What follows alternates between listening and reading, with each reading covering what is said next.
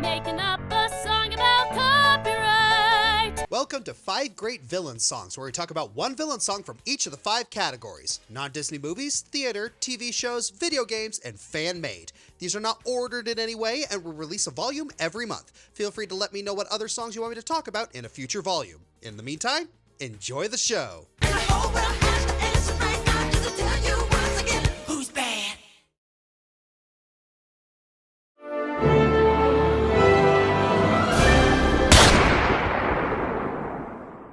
In a post-Shrek world, people tend to forget that DreamWorks can cook when it comes to original musical soundtracks. There's Road to El Dorado, sure, but most people agree that Prince of Egypt is the untouchable crown jewel of DreamWorks works. And they're right. Prince of Egypt pulls few punches when adapting the biblical tale of Moses, and it goes shockingly dark in ways that you never expect an animated movie for kids to go, even with Wild Robot in consideration. It's another beast entirely, and everything this film builds up to one moment, one orchestral spectacle of filmmaking and musical production. Context: Moses has given his adopted brother Ramses every opportunity to free his people from slavery. Despite what he's doing being an objective evil, Ramses is too rooted in the mindset he was raised in, that Egypt enslaving the Hebrews was for the greater good of his people. Shut it! Moses has desperately tried to warn Ramses of the consequences if he doesn't free his people. Bad things will happen to Egypt, and Ramses doesn't budge. The result? God is pissed. Thus come down the plagues, heralded by a haunting choir detailing all the suffering and hell unleashed by God going Old Testament on the entirety of Egypt's people. But remember, God isn't the villain here. Ramses is. And he's got some choice words for Moses. Even while Egypt is burning, Ramses ain't relenting, and is in fact more motivated than ever to keep the Hebrews in chains. Both his and Moses' verses mirror each other beautifully as their ideals clash. Ramses' portrayal in this song, no, this entire film is one of the darkest yet also human villains in mainstream animation, and his verses in this song show that. It's only when he loses his son, something so close to him, that he relents. Now a completely broken man. As the song says, all of this could have been avoided if he had just let Moses' people go.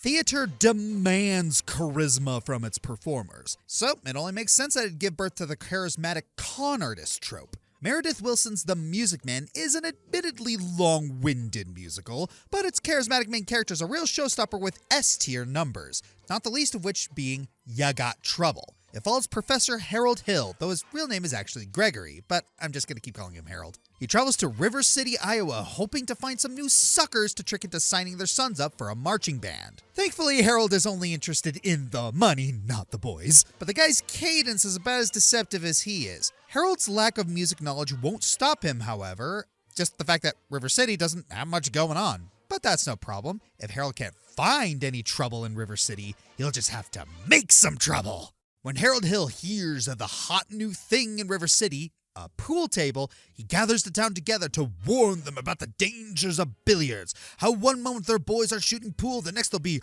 smoking cigarettes, making dirty jokes, and gambling. They're coming for your children, turning them away from the traditional moral values you tried so hard to instill in them. They'll poison your water supply, burn your crops, and deliver a plague on your houses.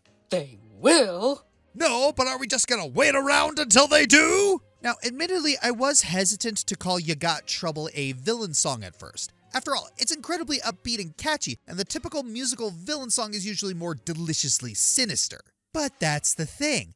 Harold Hill can do that because he's just that good of a con artist. He sings, he dances, he teaches, and he's making it all up every step of the way. He's in the perfect position too, as the town is already concerned about the dirty books being sold by Marion the librarian. But what do you know? Harold Hill isn't warning the concerned parents because he cares about the poor, corrupted youths. He's just trying to make a quick buck off their moral concerns through fear-mongering. Shocker, I know. And this gambit works, as the next day in the town hall, people start calling for the purification of their boys, with the help of Harold Hill sneaking around and stirring up the boiling pot. the entire time you're bobbing your head, listening to his clever wordplay, and not once considering the possibility that it's all a ruse. The song is the con, and everyone, including the audience, falls for it. Funnily enough, though, Harold's scheme actually benefits both the town and himself. Here he's preaching about making the boys of River City pure through music, when it was actually him being made pure by both his music and Marion. Heck, his con made Winthrop come out of his shell after being so afraid of speaking due to his speech impediment. And would you look at that? The band is actually real. Granted, they sound awful, but the parents are so proud to see their boys perform that it doesn't matter. Harold Hill may have had malicious intent, but his actions weirdly did more good than anyone could have realized. See, kids? The ends justify the means. Wait a minute, no they don't.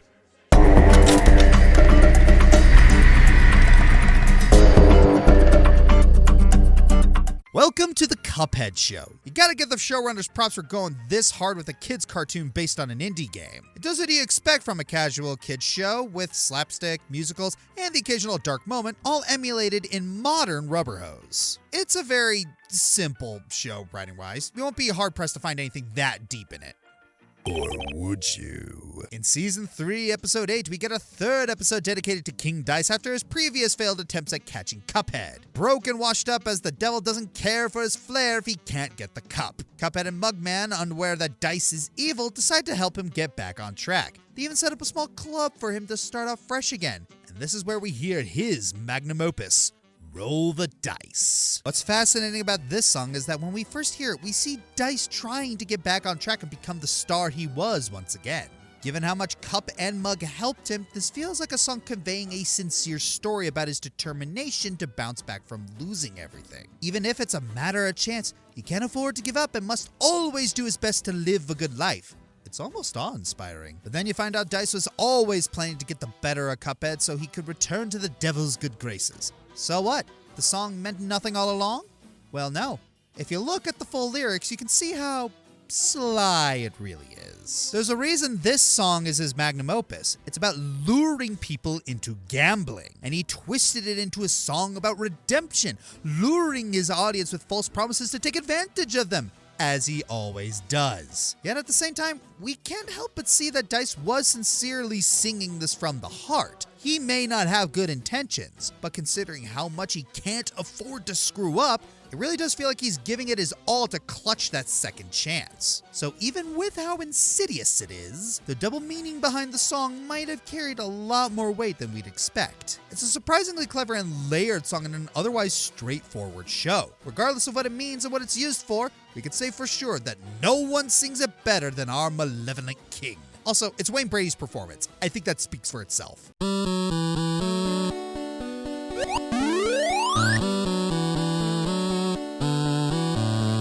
There is not nearly enough metal on these villain songs lists. Let's fix that! Blue Dragon is a game that is not subtle about its inspirations. There is not a single 90s JRPG cliche that it does not use. Given that two key staff members from the original Final Fantasy were behind it, it was likely intentional. For example, we have the character was actually working with the bad guy, but was actually secretly working with the good guys the whole time. Hello, Magus. Only for it to be followed up by that one random guy is actually really important, and he's the final boss instead of the main bad guy. Well, he has an awesome battle theme, so let's talk about it.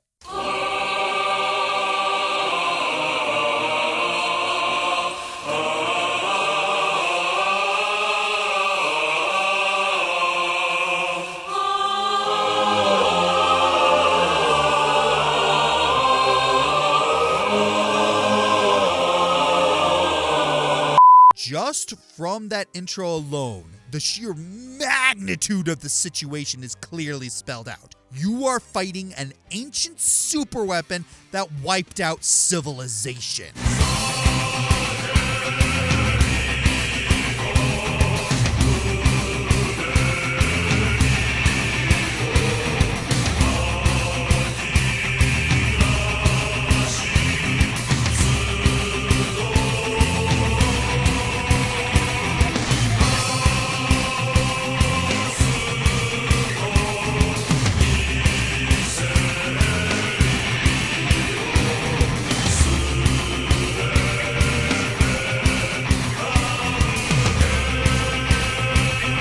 as the lyrics imply, Destroy has regained his former power and is gladly willing to live up to his name. Your party will be the first of his many victims on his journey of world destruction. Just listen to the bridge.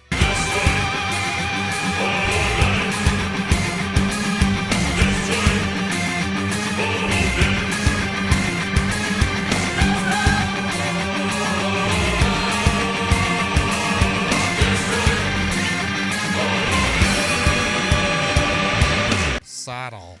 And then you get the climax end.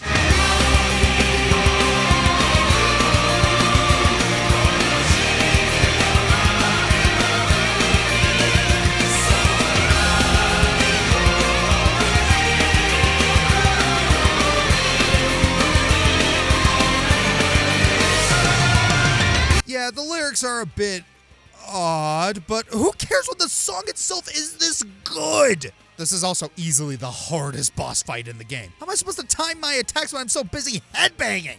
Now watch us play our part. Now watch us dance and sing. Don't want to fall apart like kids who never seem to scream. Oh yeah, it's finally time. Yep, almost a year and a half after they just barely missed a spot on my original fan-made villain songs list, we are finally talking about one of the undisputed titans of the fan-made villain song, The Stupendium. While most of the songs are posture hip-hop, which isn't a genre I normally fancy, the wordplay behind each and every one of their songs is Lin-Manuel Miranda eat your heart out levels of good. It's no surprise that a lot of people were, well, surprised that they didn't make my original list. But now that the time has come, which song should we choose? The Fine Print is arguably the most popular song on their channel, and then there's all the indie horror game ones they did. But for this volume, we gotta go deep in the dark of the woods where secrets sleep. As I skip amongst the thickets, well, just look at what I found. An innocent wee critter sitting shivering on the ground. Wool Over Our Eyes is a song based on the beloved Lovecraftian hack-and-slash Cult of the Lamb. And who better to perform the song than the titular lamb themselves? The game may frame the lamb as the one we must follow, when the bishops of the old faith are framed as the villains. But isn't that what it means to be indoctrinated into a cult? That's the question explored in this song. The Lamb presents themselves as this noble leader who will bring everyone to salvation from the ways of the old faith. The Lamb rescues poor woodland creatures and gives them food and a place to sleep. All they have to do is repay your kindness with endless worship and servitude. After all, they owe it to you. To pay the tithes and pray you might remain upon the list of all the cherished chosen children for whom love is unconditional. Your contribution's absolution for the guilt within you all. Our movement may be new, but all your sins are still original. You'll find my sermon stirring, form the circle, get your heads down. Heavy hangs the neck of any vessel of the red crown. Blessed to be the shepherd of the desperate and oppressed, now destined for ascension, now the wealthy ever left ground. So much for love and mercy, am I right? One notable detail about the song is that it leaves very little room to breathe. Sure, it's a part of rap, but it's also the Lamb's way of making sure his followers can't interrupt him, so they can't question him. He's gish galloping them. The audio mixing allows for the beat to get progressively more manic, a reflection of the Lamb's own manic desires to keep their followers in line. The lyrics reference both satanic cults and Christianity, emphasizing how a cult can come from any end of the spectrum. They are any community of people who attempt to keep you locked into a singular worldview, one that's often hedonistic or lacking room for conversation.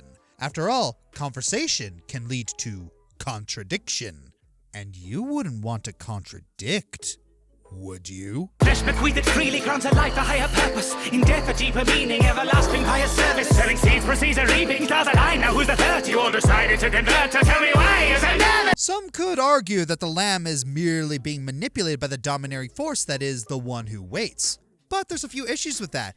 One, you can actually beat the game without sacrificing a single person, so this version of the Lamb is clearly villainous. Second, cult leaders don't always come about from an inherent desire to manipulate and deceive. Sometimes a good desire becomes corrupted and it becomes a cult. Just look at Zhang Zhao and his yellow turbans. Also, cults and movements that descend into being cults need new leaders after the old ones pass away, and those new leaders often stem from years of manipulation, indoctrination, as well as psychological and even physical torture. The Lamb was manipulated by Narendra and now stands as his vessel, the one to represent him and make his followers submit. Wool over our eyes is a perfect portrayal of a villain who enforces conformity. The sheep has become the shepherd. They have deceived and have been deceived. There's a reason the song is called Wool Over Our Eyes, after all, and only a master of villain songs like Stoops can truly capture how it feels to be indoctrinated into the cult of the Lamb. He who was bleeding, took the flesh ascension.